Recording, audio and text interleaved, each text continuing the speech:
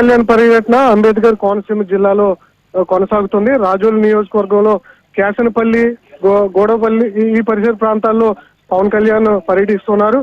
ప్రత్యేకంగా చాపర్లు వచ్చినటువంటి ఆయన గోడపల్లి ఇక్కడ ల్యాండ్ అయిన తర్వాత నేరుగా శంకర్ గుప్తం డ్రైన్ వద్దకు రావడం జరిగింది. కారు దిగినటువంటి పవన్ కళ్యాణ్ నేరుగా ఆయన ఈ పరిసర ప్రాంతాల్లో పర్యటిస్తూ ఉన్నారు. ముఖ్యంగా శంకర్ గుప్తం డ్రైన్ వల్లే రాజోలు నియోజకవర్గంలో దాదాపు 2 లక్షల కొబ్బరి చెట్లు పెద్ద ఎత్తున చనిపోవడం జరిగింది. ఎందుకంటే ఈ అంతర్వేది ఈ తీర ప్రాంతం సముద్ర తీరానికి ఆనుకొని రాజోలు నియోజకవర్గం ఉండడం, ఇక్కడ పెద్ద ఎత్తున కోనసీమ అంటేనే కొబ్బరి అంటేనే కోనసీమ. అందువల్ల ఈ ప్రాంతంలో ఎక్కువ కొబ్బరి మీద రైతాంగం ఆధారపడి ఉంటుంది. కాబట్టి ఈ శంకర్ గుప్తం డ్రైన్ నుంచి ఆటు పోర్టుల వల్ల వచ్చేటువంటి ఉప్పు నీరు ఏదైతే ఉందో ఇది డ్రైన్ లోకి రావడం, ఈ డ్రైన్ లోకి వచ్చినటువంటి నీరు ఈ ఏదైతే అమావాస్య వచ్చినటువంటి ప్రతిసారి అమావాస్య పౌర్ణమి ప్రభావం పడినప్పుడు ఎక్కువగా డ్రైన్ లోకి నీరు రావడం, ఆ నీరంతా కూడా ఈ కొబ్బరి తోటల్లోకి రావడం, రాజోలు నియోజకవర్గంలో దాదాపు 12 గ్రామాల్లో ఉన్నటువంటి కొబ్బరి చెట్లలోకి ఈ తోటల్లోకి ఈ ఉప్పు నీరు రావడంతో ఇక్కడ గ్రౌండ్ లెవెల్ అంతా కూడా మారిపోవడం జరిగింది. భూమి అంతా కూడా అంటే సారవంతం అంతా కూడా మారిపోవడంతో పెద్ద ఎత్తున 7 లెవెల్ నుంచి కూడా ఈ పెద్ద కొబ్బరి చెట్లు అనేవి చనిపోతున్నాయి. మొదట కొబ్బరి మొండాలు ఏవైతే ఉన్నాయో కొబ్బరి చెట్లకు ఉన్నటువంటి మొదలు తలలు అనేవి ఊడిపడుతున్నాయి. ఆ తర్వాత మొండాలుగా మిగులుతున్నటువంటి కొబ్బరి చెట్లు 2-3 సంవత్సరాలకి అవి పూర్తిగా నాని నేల కొరిగి నేల పాలవుతున్నటువంటి సందర్భం కనిపిస్తుంది. ఈ కారణంగా పెద్ద ఎత్తున రైతాంగం నష్టపోతుంది. ఇప్పటి వరకు ఈ పరిసర ప్రాంతాల్లో 840 మంది రైతులు నష్టపోయినట్లుగా ప్రభుత్వం అంచనా వేస్తుంది. సుమారు 2 లక్షలకు పైగా కొబ్బరి చెట్లు ఈ ప్రాంతంలో చనిపోయి ఉంటాయని చెప్పి అంచనా వేస్తున్నారు. గతంలో ఈ పరిసర ప్రాంతాల్లో ఐ న్యూస్ పర్యటించడం జరిగింది. గ్రౌండ్ రిపోర్ట్ ద్వారా ఎందుకు పెద్ద మొత్తంలో ఈ కొబ్బరి చెట్లు చనిపోతున్నాయని చెప్పి ఐ న్యూస్ అన్వేషణలో ఇక్కడ ఉన్నటువంటి శంకర్ గుప్తం డ్రైన్, దీన్ని రక్తతుల్య నదిగా కూడా పిలుస్తారు.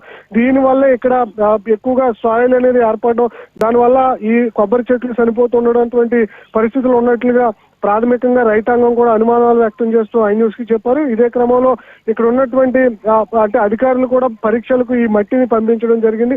ఇదే క్రమంలో క్లోరైడ్, ఫ్లోరైడ్ ఇలాంటి కొన్ని ఏవైతే ఉంటాయో అవన్నీ కూడా ఎక్కువ అయిపోవడంతో భూమి నుంచి కొబ్బరి చెట్లు వేరు లెవెల్ నుంచి కూడా చనిపోతున్నటువంటి విధానం కనిపిస్తుంది. ఇదే క్రమంలో ఐ న్యూస్ గ్రౌండ్ రిపోర్ట్ చేసిన తర్వాత మంత్రి నిమ్మల రామానాయుడు ఈ పరిసర ప్రాంతాల్లో పర్యటించారు. అదే సందర్భంలో పవన్ కళ్యాణ్ ఈ ప్రాంతానికి వస్తానని చెప్పి హామీ ఇచ్చారు.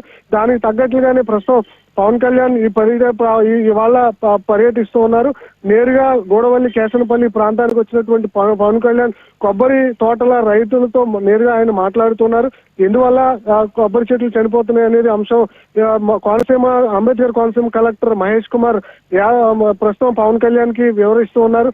ఈ డ్రైన్ శంకర్ గుప్తం డ్రైన్ ఎక్కడి నుంచి ఎక్కడి వరకు ఇది పారుతూ ఉంది, ఆ కొబ్బరి చెట్లు ఉన్నటువంటి గ్రామాలు ఏంటి, ఆ గ్రామాల్లో ఎంత ఎత్తున చెట్లు చనిపోయాయి, ఎంతమంది రైతులు ఉన్నారు అనేది కలెక్టర్ మహేష్ కుమార్ కూడా పక్క నుంచి పవన్ కళ్యాణ్ డిప్యూటీ సీఎం పవన్ కళ్యాణ్ కి వివరిస్తున్నారు. నేరుగా రైతులతో కూడా మాట్లాడుతూ ఉండడంతో రైతులు తమకు సంబంధించినటువంటి గోడును డిప్యూటీ సీఎం పవన్ కళ్యాణ్ కి వివరిస్తున్నారు. ముఖ్యంగా మనకు తెలుసు కోనసీమలో పండేటువంటి కొబ్బరి దేశవ్యాప్తంగా కూడా సరఫరా అవుతుంది. పుష్కరాలు వచ్చినా లేదంటే ఎక్కడ జాతరలు జరిగినా ఎక్కడ హిందూ పండుగలు జరిగినా అక్కడ కోనసీమ కొబ్బరి పగలాల్సిందే. దేశవ్యాప్తంగా కూడా కేరళ, తమిళనాడు, కోనసీమ ఈ 3 కొబ్బరికి ప్రాముఖ్యత ఉంటుంది. అలాంటి దేశవ్యాప్తంగా ఉన్నటువంటి విశిష్టత ఉన్న కోనసీమ కొబ్బరికి ప్రస్తుతం ఈ రాజోలు నియోజకవర్గంలో కష్టకాలం రావడంతో ఈ కష్టకాలంలో ఉన్నటువంటి కొబ్బరి రైతులను ఆదుకునేందుకు పవన్ కళ్యాణ్ నడుం బిగించారు. ఇదే క్రమంలో ఆయన నేరుగా ఈ ప్రాంతానికి వాళ్ళ పర్యటిస్తూ ఉన్నారు. రైతులతో కూడా మాట్లాడుతున్నారు. ప్రభుత్వం నుంచి ఖచ్చితంగా నష్టపోయిన రైతులు ఆదుకునే దిశగా ప్రయత్నం చేయడంతో పాటుగానే భవిష్యత్తులో ఈ కొబ్బరి చెట్లు మిగిలినటువంటి కొబ్బరి చెట్లు చనిపోకుండా ప్రభుత్వం నుంచి ఏం చేయాలి, ఎలాంటి పరీక్షలు నిర్వహించాలి, అదేవిధంగా ఎక్కడైతే సమస్య ఉప్పు నీరు ఏర్పడి ఈ డ్రైనేజీ వల్ల సమస్య ఏర్పడిందో ఈ డ్రైనేజీ సమస్యను కూడా పరిష్కారం చూపించాల్సి ఉంది. ఎందుకంటే ఈ డ్రైనేజీ వల్లే ఈ పెద్ద ఎత్తున చనిపోతున్నాయి. అందువల్ల డ్రైనేజీ పూడికి తీయాలి. ఆ డ్రైనేజీ తోటల్లోకి నీరు పారకుండా ఇక్కడ ఒక సిమెంట్ కాంక్రీట్ తో కూడినటువంటి వాల్స్ ఈ శంకర్ గుప్తం డ్రైనేజ్ కి నిర్మిస్తే ఖచ్చితంగా రైతుల యొక్క పరిష్కారం లభిస్తుందని ఐ న్యూస్ గ్రౌండ్ రిపోర్ట్ ద్వారా రైతులు ప్రభుత్వానికి గగ్గోలు పెట్టుకున్నటువంటి సందర్భం కనిపిస్తుంది. డిప్యూటీ సీఎం పవన్ కళ్యాణ్ కూడా అదే అంశాన్ని రైతులు చెప్తూ ఉన్నారు. డ్రైన్ సమస్య పరిష్కారం అయితే ఖచ్చితంగా ఈ కొబ్బరి చెట్లు ఏవైతే చనిపోతున్నాయో ఆ పరిష్కారానికి సమస్యకు పరిష్కారం చూపించినట్లు అవుతుందని చెప్పి ప్రస్తుతం అయితే రైతులు పవన్ కళ్యాణ్ కు సూచిస్తున్నటువంటి సందర్భం కనిపిస్తుంది. ప్రస్తుతం కూటమి ప్రభుత్వం ఏర్పడి 2 ఏళ్లు దగ్గర పోతుంది. ఈ 2 ఏళ్లు దగ్గర పోతున్నటువంటి సందర్భంలో మొదటిసారిగా డిప్యూటీ సీఎం అయిన తర్వాత పవన్ కళ్యాణ్ అంబేద్కర్ కోనసీమ జిల్లాలో పర్యటిస్తున్నారు. ముఖ్యంగా రాజోల్ నియోజకవర్గానికి జనసేన పార్టీకి అవినవ సంబంధం ఉంది. ఎందుకంటే 2019 జనసేన అంటే వైసీపీ వేవ్ లో కూడా జగన్ వేవ్ లో కూడా రాజోల్ నియోజకవర్గంలో జనసేన ఓటర్లు ఇక్కడ జనసేన పార్టీని సింగిల్ గా గెలిపించారు. తిరిగి మళ్ళీ రెండోసారి కూడా భారీ మెజార్టీతో మొన్న జరిగినటువంటి 2024 సార్వత్రిక ఎన్నికల్లో కూడా రాజోల్ నియోజకవర్గంలో రెండోసారి జనసేన పార్టీ గెలిచింది. ఇంతలా ఆదరిస్తున్నటువంటి జనసేన పార్టీని పెద్ద మొత్తంలో ఉన్న కార్యకర్తలు ఉన్న నియోజకవర్గంలో రైతాంగానికి సమస్య ఏర్పడిన సందర్భంలో పవన్ కళ్యాణ్ నేరుగా ఈ ప్రాంతాన్ని పర్యటిస్తున్నారు. ఇదే క్రమంలో రైతులకు తమ సమస్య పరిష్కారం చూపిస్తారు పవన్ కళ్యాణ్ అన్న ఆశాభావంలో కనిపిస్తున్నారు. ఏళ్ల తరబడి ఇక్కడ ఈ సమస్య కనిపిస్తుంది. గతంలో కాంగ్రెస్ పార్టీ, తర్వాత తెలుగుదేశం పార్టీ, తర్వాత వైఎస్ఆర్సీపీ పార్టీ, ఇప్పుడు మళ్ళీ కూటమి ప్రభుత్వం దాదాపు 12-14 సంవత్సరాల నుంచి పెద్ద ఎత్తున కొబ్బరి చెట్లు చనిపోతున్నాయి. ఇవి ఏ ప్రభుత్వం వచ్చినా హామీ ఇవ్వడం, వాటిని మళ్ళీ హామీలు ప్రభుత్వం మారిపోవడం, మళ్ళీ ఈ సమస్య ఇక్కడ ఇలాగే కొనసాగుతూ ఉండడం, పెద్ద ఎత్తున కొబ్బరి చెట్లు చనిపోతుండడం. ఇదే క్రమంలో రైతాంగానికి ఈసారైనా ఈ కూటమి ప్రభుత్వం వల్ల న్యాయం జరుగుతుందన్న ఆశాభావంలో కనిపిస్తున్నారు. అమరావతిని ఏ విధంగా డెవలప్ చేస్తున్నారో అంతే కమిట్మెంట్ తో ఈ అంబేద్కర్ కోనసీమ జిల్లాలో చనిపోతున్నటువంటి కొబ్బరి రైతాంగాన్ని కూడా ఆ ప్రభుత్వం ఆదుకోవాలన్న భావంతో మనకి ఇక్కడ ఉన్నటువంటి కొబ్బరి రైతులు ఆశాభావం వ్యక్తం చేస్తున్నారు. మరొక 1.5 ఏళ్ల పాటులో గోదావరి పుష్కరాలు రాబోతున్నాయి. గోదావరి పుష్కరాలు అంటే తెలుసు, ఆంధ్రప్రదేశ్ లోనే రాజమండ్రికి విశిష్టత ఉంటుంది. దాదాపు దేశంలో ఉన్నటువంటి వివిధ రాష్ట్రాల నుంచి రాజమండ్రి ప్రాంతానికి తరలి వచ్చి ఇక్కడే గోదావరిలో పుణ్యస్నానాలు ఆచరిస్తారు. వచ్చినటువంటి ప్రతి భక్తులు కూడా ఒక కొబ్బరికాయ కొట్టాలనుకుంటాడు. అది కూడా కోనసీమలో పండించేటువంటి కొబ్బరి పెద్ద మొత్తంలో రాజమండ్రి ఈ కొబ్బరి ఏదైతే పుష్కరాలు జరుగుతాయి ఆ ప్రాంతానికి తరలి వెళ్తుంది. అయితే ఇంత భారీ స్థాయిలో జరిగేటువంటి గోదావరి పుష్కరాలకు ఉన్న సమయంలో కూడా ఇంత పెద్ద మొత్తంలో 2 లక్షల కొబ్బరి చెట్లు చనిపోయాయంటే దాదాపు 1 మిలియన్ టన్నులకు సంబంధించినటువంటి కొబ్బరి నష్టం వస్తుందని చెప్పి రైతులు అయితే ఆందోళన వ్యక్తం చేస్తున్నారు. ఇప్పటికే రైతాంగం పరంగా ఉపాధి కోల్పోయాం, పొట్ట చేత పట్టుకుని